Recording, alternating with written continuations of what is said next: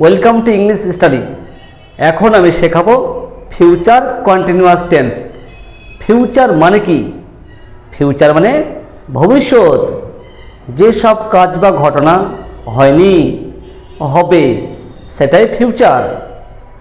আজকে হবে future continuous. Continuous মানে কি? কন্টিনিউ, যেটা চলতে থাকবে। ভবিষ্যৎকালে কোনো কাজ চলতে থাকবে, সেটাই ফিউচার কন্টিনিউয়াস। আমি খেলিতে থাকিব, তে থাকিব। তে থাকিব বলতে কি বোঝাচ্ছে? এখনো থাকিনি, ভবিষ্যতে সেই খেলা কাজটা চলতেই থাকবে। যেটা চলতে থাকবে, যেটা ভবিষ্যতে চলতে থাকবে, সেটাই ফিউচার কন্টিনিউয়াস টেন্স। এর গঠন এবং চেনার উপায় দেখে নাও।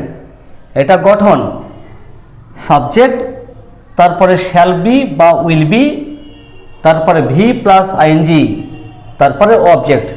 মনে রাখবে, এই যে কন্টিনিউয়াস, যে কোনো কন্টিনিউয়াস টেন্সে ভার্বের সঙ্গে আইএনজি যোগ হবেই। আইএনজি ছাড়া কন্টিনিউয়াস টেন্স হবে না।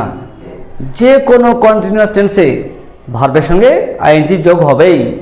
আইএনজি ছাড়া কন্টিনিউয়াস টেন্স হবে না। ঠিক আছে?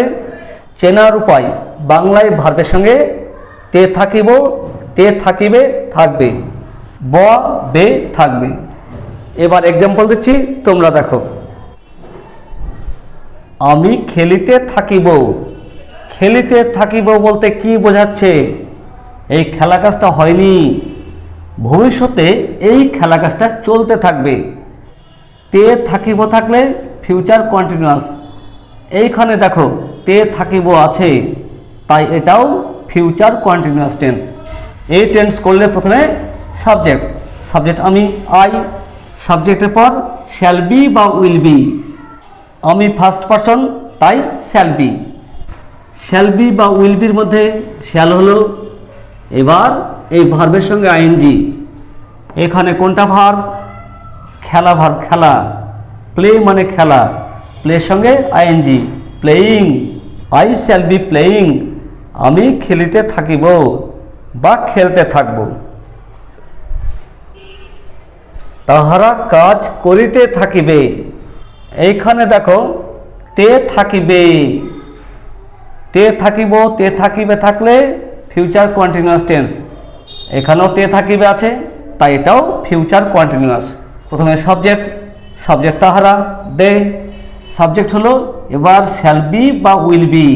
শ্যাল তো ফার্স্ট পারসনে বসে, তাহারা ফার্স্ট পারসন নয়, তাই উইল বি হবে।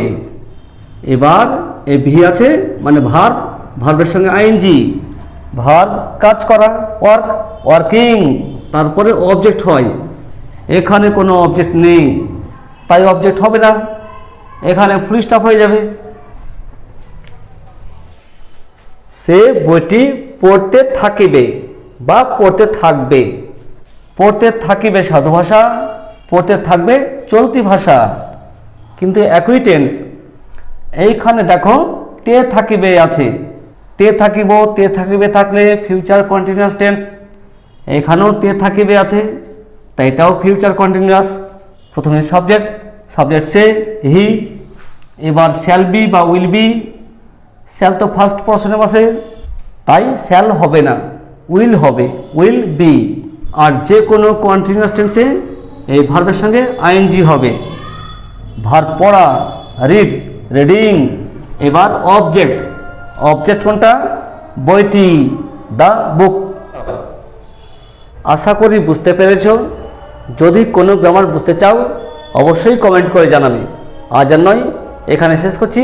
Have a nice day.